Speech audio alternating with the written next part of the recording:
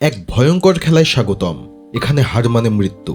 একজন রহস্যময় হোস্ট বন্দি করেছে নির্দোষ মানুষদের, আর তাদের জীবন এখন নির্ভর করছে দর্শকদের হাতে। ডার্ক ওয়েবে চলছে এক রক্তের খেলা, যেখানে টাকার বিনিময়ে বেছে নেওয়া হয় মৃত্যুর অস্ত্র। এখানে নেই কোনো দয়া, নেই কোনো মায়া। এখানে বিনোদন মানেই মৃত্যু, আর খেলার শেষ মানে কেবল মৃত্যু। তাহলে চলুন শুরু করা যাক ডার্ক গেম। মুভির শুরু হয় এক ভয়ানক খেলার মাধ্যমে, যেখানে হোস্ট একটি মেয়েকে অপহরণ করে চেয়ারে বেঁধে রেখেছিল। কারণ সে খেলায় হেরে গিয়েছিল, তাই এখন তাকে মরতে হবে। ছেলেটি এই খেলা ডার্ক ওয়েবে দেখাচ্ছিল। দর্শকরা এই ভয়ঙ্কর খেলা দেখে প্রচুর আনন্দ পাচ্ছিল। তারা তাকে দেখে মজা করতে থাকে। টেবিলের সামনে 3 ধরনের 3টি অস্ত্র রাখা ছিল। হোস্ট দর্শকদের উদ্দেশ্যে বলে, যে আমাকে সবথেকে বেশি টাকা পাঠাবে আমি তার ইচ্ছা অনুযায়ী অস্ত্র দিয়ে এই মেয়েকে সরাসরি হত্যা করব। আর তখনই একটি মেয়ে $500 পাঠায়, যা ছিল সবথেকে বেশি। আর সেই মেয়ে বলে চেইনস দিয়ে সেই মেয়েটিকে টুকরো টুকরো করে মারতে। আর সেই হোস্ট বিন্দুমাত্র দয়া না করে সেই চেইনস তুলে নেয় এবং সেটি দিয়ে সবার সামনেই সেই মেয়েকে টুকরো টুকরো করে হত্যা করে। এরই মধ্যে পুলিশও সেই খেলার খবর পায় এবং তারা খেলা থামাতে সেই জায়গায় উপস্থিত হয়। কিন্তু পুলিশ এখানে এসে কাউকেই খুঁজে পায় না, শুধুমাত্র 2 জনকে পায় যারা এই খেলার বন্দী ছিল। তারা এদিক সেদিকে খুঁজতে থাকে এবং একটি কন্টেইনারের ভেতরে শুধু একটি শিশুকে খুঁজে পায়। অন্য সবাই হয়তো পুলিশ আসার আগেই পালিয়ে গিয়েছিল। এখন দৃশ্য চেঞ্জ হয় এবং আমাদের কিছুক্ষণ আগের দৃশ্য দেখানো হয়। বেন ক্লান্ত হয়ে ঘরে ফিরছিল এবং সে খবর পায় যে লোকটি আবার সেই খেলা শুরু করেছে। খবর পাওয়া মাত্র সে সঙ্গে সঙ্গে পুলিশ স্টেশনে পৌঁছে যায়, যেখানে সব অফিসাররা ডার্ক ওয়েবের সেই গেম দেখছিল। কিন্তু আজ পর্যন্ত তারা তাদেরকে ট্র্যাক করতে সক্ষম হয়নি। সে খেলায় 2 জন মানুষ অপহরণ করেছিল এবং জোর করে তাদেরকে রক পেপার সিজার খেলতে দিয়েছিল। তার খুন করার পদ্ধতি এটি। সে একসঙ্গে 2-3 জনকে অপহরণ করে এবং তাদেরকে কোনো একটি খেলা খেলতে দেয়। যে হেরে যায় তাকে সঙ্গে সঙ্গে মরতে হয়। কিন্তু যে বেঁচে থাকে তারও মুক্তি পাওয়া এত সহজ না, তাকেও কোনো না কোনো উপায়ে সে মেরে ফেলে। খুব কম মানুষই রয়েছে যে এখান থেকে বাঁচতে পারে। তো এখানে বন্দি 2 জন এই খেলা খেলতে অস্বীকার করে, কারণ তারা জানে এই খেলা খেললে যে কোনো একজন অবশ্যই মারা যাবে। আর তখনই হোস্ট সেই 2 জনকে ট্রিজার গান দিয়ে শক দেয়, যাতে তারা বাধ্য হয়ে সেটি খেলে। আর এখানে দেখা যায় মেয়েটি খেলায় হেরে যায়, যার ফলে এখানে তাকে নৃশংসভাবে হত্যা করা হয় এবং এটি সরাসরি দেখানো হয়। আর এটাই ছিল এই মুভির প্রথম দৃশ্য, যেখানে একটি মেয়েকে চেইনস দিয়ে হত্যা করা হয়েছিল। বেন সাথে সাথে তার সাইবার সিকিউরিটি টিমের কাছে যায় এবং তাদেরকে প্রেজেন্টারকে ট্র্যাক করতে বলে। কিন্তু খারাপ খবর হলো, প্রেজেন্টার এমন সিস্টেম ব্যবহার করছিল যার কারণে পুলিশ কোনোভাবেই তাদেরকে ট্র্যাক করতে পারছিল না। প্রতিবারই কোনো না কোনো ভুল লোকেশন দেখায় এবং সে পালিয়ে যায়। তবে সময় যত গড়াতে থাকে, নিরীহ মানুষদের হত্যা করার সংখ্যা ধীরে ধীরে আরও বাড়তে থাকে। এরই মধ্যে দৃশ্য চেঞ্জ হয় এবং আমরা একটি মেয়েকে দেখতে পাই যার নাম ছিল ক্যাটিয়া। এটি ছিল তার অফিসের প্রথম দিন। সে তার ক্লায়েন্টদের ভালোভাবেই হ্যান্ডেল করছিল। আর তখনই তার কলিগ সোফিয়া তার কাছে আসে। এখানে আবারও দৃশ্য চেঞ্জ হয় এবং আমরা আবারও সেই প্রেজেন্টারকে দেখতে পাই যে ক্যাটিয়ার উপরে সবসময় নজর রেখেছিল। দেখা যায় সে শুধুমাত্র ক্যাটিয়া না, সে একই সাথে আরও 3 জনের উপরেও নজর রেখেছে। আর এই 3 জনকেই সে অপহরণ করতে যাচ্ছিল। এরাই ছিল তার নেক্সট শোয়ের শিকার। এরই মধ্যে আমরা বেনকে দেখি। সে এখন সেই প্রেজেন্টারের পুরাতন কিছু শো দেখছিল। সে কিছু লোককে ব্যাকগ্রাউন্ডে দেখতে পায় এবং সে তাদের ব্যাপারে তদন্ত শুরু করে। সে জানতে পারে এই লোকগুলোও একসময় অপহৃত হয়েছিল এবং প্রেজেন্টার সবাইকে মেরে ফেলেছে। সে তাদের অবৈধভাবে অপহরণ করেছিল। কাজ শেষে ক্যাটিয়া বাড়ি যাওয়ার জন্য রওনা হয়, কিন্তু তখনই সোফিয়া তাকে আটকায়, কারণ এটা ছিল তার প্রথম দিন এবং সোফিয়া কিছু সময় তার সঙ্গে কাটাতে চায়। ক্যাটিয়া বলে, আমি এখানে এখন থাকতে পারবো না, কারণ আমার ছেলে আর আমার মা আমার জন্য বাসায় অপেক্ষা করছে। কিন্তু সোফিয়ার জোরাজুরিতে শেষ পর্যন্ত তারা 2 জন একটি জুস বারে চলে আসে। তারা কথা বলে এবং ক্যাটিয়া যেই না বাড়ি ফেরার জন্য বের হয়, তখনই আমরা সেই প্রেজেন্টারকে দেখতে পাই। সে তার লোকদের আগে থেকেই সতর্ক করে সেখানে লুকিয়ে রেখেছিল। ক্যাটিয়া যখন একটি নির্জন স্থানে থামে, তারা সবাই মিলে একসঙ্গে আক্রমণ করে আর ক্যাটিয়াকে অজ্ঞান করে ফেলে। এরপর আমরা দেখি যে ক্যাটিয়াকে সেই জায়গায় নিয়ে আসা হয়েছে যেখানে প্রেজেন্টার তার শো করত। যখন তার জ্ঞান ফেরে, সে প্রচণ্ড ভয় পেয়ে যায়। সে চিৎকার করার আগেই একজন লোক চাদর থেকে মুখ বের করে এবং তাকে চুপচাপ থাকতে বলে এবং জানায় এখানে কেউ শব্দ করলে তাকে টিজার গান দিয়ে শক দেয়া হয়। কেটিয়া চিন্তায় পড়ে যায়, কারণ সে জানতো বাসায় তার ছেলে আর তার মা তার জন্য অপেক্ষা করছে। সে লোকটিকে জিজ্ঞেস করে, এখানে আমাদের বেঁধে রেখেছে কারা? পরে সে জানায় যে সে এই ব্যাপারে তেমন কিছু জানে না, শুধু এইটুকুই জানে যে এখানে মানুষদেরকে অপহরণ করে নিয়ে আসা হয় এবং তাদেরকে নির্মমভাবে হত্যা করা হয়। আর এখানে যদি কেউ চিৎকার চেঁচামেচি করে তাহলে তাকে টেজার গান দিয়ে শক দেয়া হয়। এরপরে আমরা দেখি সেই প্রেজেন্টারকে, সে এখন বাড়তি বিনোদন দেওয়ার জন্য তার অ্যাকাউন্টে সেই অপহরণের দৃশ্যও প্রকাশ করে। এটা দেখে বেন প্রচণ্ড রেগে যায় এবং তার টিমকে বলে এই মানুষগুলো কোথায় কাজ করত এবং কোথা থেকে তাদেরকে অপহরণ করা হয়েছিল এই ব্যাপারে পুরোপুরি তথ্য জোগাড় করতে। বেন এই কেসে মারাত্মকভাবে আটকে গিয়েছিল। সে তার জীবনের মিশন করে ফেলে, সে যে করেই হোক এর সলভ করবে, কিন্তু সে কোনো ক্লুই পাচ্ছিল না। সে বুঝতে পারছিল না সে কোথা থেকে শুরু করবে যার মাধ্যমে সে প্রেজেন্টারকে ধরতে পারবে। এখন তার মাথায় একটি আইডিয়া আসে। সে এক কয়েদির কাছে যায় যাকে সে নিজেই ডার্ক ওয়েব কেসের জন্য আগে গ্রেপ্তার করেছিল। সেও এই ধরনের খেলা খেলতো, আর সে যেহেতু আগে এই ধরনের খেলা রান করত, তাই সে হয়তো বা খুব ভালো করেই জানে যে এই ধরনের ক্রিমিনালকে কিভাবে ধরতে হয়। বেন তাকে শোয়ের অপহৃত মানুষের ছবি দেখায় এবং তাকে বলে তাকে সাহায্য করতে। সেই ছেলেটি প্রথমে এই খেলার ব্যাপারে সবকিছু শোনে, কিন্তু শেষ পর্যন্ত বলে এই ব্যক্তিকে ধরা অসম্ভব, কারণ তোমার কথায় বোঝা যাচ্ছে যে এই ব্যক্তির অনেক উপরে হাত রয়েছে এবং তার নেটওয়ার্ক অনেক স্ট্রং। সে জানায় সে নিশ্চয়ই এরই মধ্যে জেনে গিয়েছে যে পুলিশ তার পেছনে লেগেছে। সে সবসময় ব্যাকআপ রাখবে যাতে পুলিশ তাকে কখনোই ধরতে না পারে। আশাহীন হয়ে বেন তখন সেখান থেকে ফিরে আসে। সে জানতে পারে যে প্রেজেন্টার আরও 2 জনকে অপহরণ করেছে এবং নিরীহ মানুষ হত্যা করে তার খেলা চালিয়ে যাচ্ছে, এবং পুলিশ এখনও কিছুই করতে পারছে না, জাস্ট বসে রয়েছে। এরই মধ্যে দৃশ্য চেঞ্জ হয় যে প্রেজেন্টার তার দ্বিতীয় শো শুরু করে দিয়েছে। এইবার তার শোতে অনেক প্রতিযোগী ছিল। সে ক্যাটিয়াকে এখানে ডেকে আনে, একটি বন্দুক প্রতিযোগিতার সামনে রাখা হয় এবং সে দর্শকদের বলে আজকের খেলা খুবই ইন্টারেস্টিং হতে যাচ্ছে। এই বন্দুকে মাত্র একটি গুলি রয়েছে এবং এখানে প্রতিযোগী রয়েছে 6 জন। যার ভাগ্য খারাপ সে মারা যাবে। খেলা শুরু হয় এবং প্রতিযোগীদের বলা হয় তাদের মাথায় বন্দুক ধরে ট্রিগার চাপতে। একজন একজন করে সবাই ট্রিগার চাপতে শুরু করে। যখন ক্যাটিয়ার পালা আসে সেও ট্রিগার চাপে, কিন্তু তার বন্দুকে কোনো গুলি ছিল না। কিন্তু আরেকজন প্রতিযোগী যেই ট্রিগার চাপে সঙ্গে সঙ্গে তার মাথা উড়ে যায় এবং সঙ্গে সঙ্গে মারা যায়।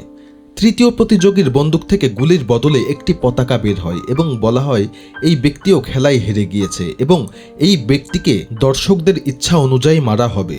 আর এখানে একটি মেয়ে সর্বোচ্চ $500 পাঠায় এবং সে বলে এই মানুষটিকে ব্লিচ খাইয়ে মেরে ফেলতে। সে সবথেকে বেশি টাকা দিয়েছিল, তাই তার ইচ্ছা অনুযায়ী এখানে খুবই শক্তিশালী ব্লিচ তাকে খাওয়ানো হয় এবং সেই ব্লিচ তার শরীরের ভেতরে গিয়ে সব অঙ্গ প্রত্যঙ্গ নষ্ট করে ফেলে এবং সে মর্মান্তিকভাবে এখানে মারা যায়। এরই মধ্যে দৃশ্য চেঞ্জ হয় এবং পরের দিনের নিউজ পেপারে দেখা যায় কিভাবে গেম শো মানুষকে হত্যা করছে, কিন্তু পুলিশ এখনো কিচ্ছু করতে পারেনি, হাত গুটিয়ে বসে রয়েছে। আর তাই এই কেসটি এখন FBI এর হাতে তুলে দেওয়া হয় এবং প্রেজেন্টারও এই খবর পেয়ে যায়। প্রেজেন্টারও সবকিছু খুব সতর্কভাবে পর্যবেক্ষণ করছিল। অন্যদিকে আমরা আরেকটি কয়েদি সাশাকে দেখতে পাই যে ক্যাটিয়ার সাথে ছিল। 2 জন মিলে এখানে একটি প্ল্যান করে যে তারা এখান থেকে পালিয়ে যাবে, কারণ তারা যদি না পালায় তাহলে তাদের সামনে মৃত্যু নিশ্চিত। তারা ঠিক করে যে এখন যখনই তাদের নিতে আসবে তখনই তারা তাদের মেরে তাদের বন্দুক কেড়ে নিয়ে তাদেরকে মেরে পালাবে। কিন্তু প্রেজেন্টার তাদের এই পরিকল্পনা শুনে ফেলে, কারণ সেখানকার সকল জায়গায় সিসি ক্যামেরা এবং গোপন মাইক্রোফোন লাগানো ছিল। আর এগুলো শোনার পর সে ক্যাটিয়াকে তার অফিসে ডেকে নিয়ে আসে। সে বলে তুমি জানো এখানে কথা বলা নিষেধ আর তুমি নিয়ম ভঙ্গ করেছ, কিন্তু আমি তোমাকে শাস্তি দেব না, বরং আমি তোমার সঙ্গীকে শাস্তি দেব, যাতে তোমার অপরাধবোধ তোমাকে আর কখনো এমন ভুল না করতে দেয়। এখন তারা আবার লাইভ স্ক্রিনে আসে এবং যে মেয়েটিকে প্রেজেন্টার শাস্তি দিতে যাচ্ছিল তারা জোর করে তাকে ধরে পায়ে আঘাত করতে থাকে এবং এটি লাইভ দেখানো হয়। তার যন্ত্রণায় এবং কাতরানোর শব্দে দর্শকরা খুবই আনন্দ পাচ্ছিল এবং এই গেমটি আরও বেশি জনপ্রিয় হয়ে ওঠে। ততক্ষণে এফবিআইও তাদের লোকেশন খুঁজে বের করতে সক্ষম হয়নি। এখন বেন আবার সেই কয়েদির কাছে যায় যার কাছে সে আগেও গিয়ে সাহায্য চেয়েছিল। সে তাকে জিজ্ঞেস করে এই প্রেজেন্টার আসলে কি চায়। কয়েদি তাকে বলে সে আসলে কিছুই চায় না, সে শুধু মানুষকে কষ্ট দিতে পছন্দ করে এবং এখান থেকে টাকা ইনকাম করছে, এবং এভাবে চলতে থাকলে সে এক পর্যায়ে ফেমাস হয়ে যাবে, বিখ্যাত হয়ে সে চায় সবাই তাকে অনুসরণ করুক, এবং যারা নির্যাতন পছন্দ করে, যারা অন্যকে কষ্ট দিয়ে আনন্দ পায়, তাদের উদ্দেশ্য শুধুমাত্র ফেমাস হওয়া। এরপরে দেখানো হয় এখন এফবিআইয়ের সাথে একটি মিডিয়া কনফারেন্স হচ্ছে, যেখানে তারা লজ্জিত বোধ করছিল এবং বলে তারা এখনও লোকটির অবস্থান ট্র্যাক করতে পারেনি এবং কোনো সূত্রও পায়নি, কিন্তু খুবই দ্রুত তারা পারবে এবং লোকটিকে ধরবে। দেখা যায় যে প্রেজেন্টারও এই প্রেস কনফারেন্স মনোযোগ দিয়ে শুনছিল। দৃশ্য চেঞ্জ হয় এবং দেখা যায় বেন সে তার ঘরে এসেছে, তার জন্য একটি সারপ্রাইজ এখানে অপেক্ষা করছিল। তার স্ত্রী জানতে পারে যে তাদের ঘরে একটি কন্যা সন্তান জন্ম নিতে যাচ্ছে।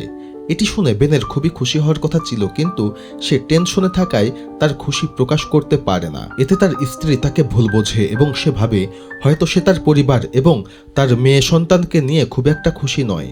এরপরে আমরা আবারও প্রেজেন্টারের সেই শোকে দেখতে পাই, যেখানে সে 4 জন মানুষের ছবি দেখায় এবং বলে সে পরদিন এই 4 জনকে অপহরণ করবে। এখন সে তার এই গেমে সরাসরি পুলিশদেরকে চ্যালেঞ্জ জানায় এবং একই সাথে তাদেরকে ধরার সুযোগও করে দেয়। পুলিশ এবার সঙ্গে সঙ্গে সেই লোকদের লোকেশন ট্র্যাক করতে শুরু করে, যাদেরকে সে আগামীকাল ধরবে।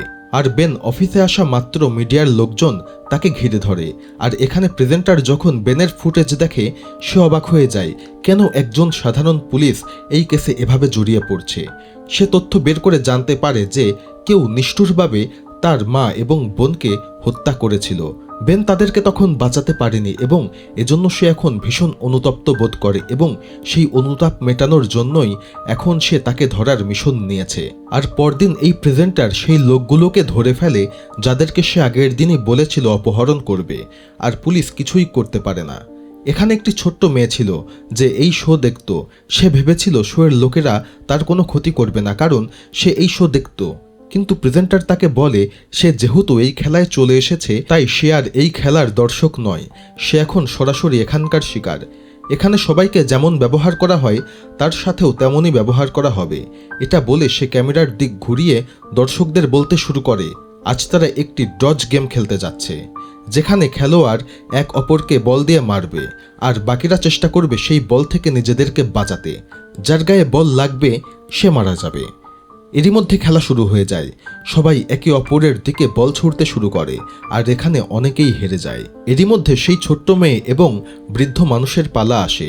তখন বৃদ্ধ সেই বলটি ফেলে দেয় এবং মেয়েটিকে আঘাত করার বদলে প্রেজেন্টারকে বলে আমি হেরে গিয়েছি, আমি মেনে নিচ্ছি, তবে আমি এই মেয়েটিকে মারতে পারবো না। এটা দেখে প্রেজেন্টার বলে এই খেলা তো তোমার ইচ্ছামতো চলবে না। তবে প্রেজেন্টার তখন সেই বৃদ্ধ ব্যক্তিকে মারে না, সে ভাবতে থাকে সে এই বৃদ্ধ ব্যক্তিটিকে কোন নতুন উপায়ে মারবে। তবে এরই মধ্যে সেই বৃদ্ধ ব্যক্তি সেখানে একটি ধারালো তারের টুকরা পায় এবং সেটি লুকিয়ে নিয়ে নেয়। যাই হোক, এর পরের বেশ কয়েকদিন এই শোটি অফ থাকে। এর বেশ কিছুদিন পরে হঠাৎ করে সেই শোটি আবার অন করা হয়, আর এবার সেই প্রেজেন্টার বেনের নাম ধরে তাকে বলতে থাকে এবং তাকে চ্যালেঞ্জ দিতে থাকে। সেই প্রেজেন্টার খুব ভালো করেই জানতো যে এটি পুলিশ থেকে শুরু করে এফবিআই এবং বেন সকলেই এই খেলা দেখছে। প্রেজেন্টার এখন সেই 2 জনকে সামনে নিয়ে আসে যারা সেই খেলার রুলস ভঙ্গ করেছিল, আর এখন সে বেনকে বলে সে চাইলে যে কোনো একজনকে বাঁচাতে পারবে, তার জন্য শুধুমাত্র তাকে ঠিক করে দিতে হবে যে কাকে হত্যা করতে হবে এবং কাকে বাঁচাতে হবে।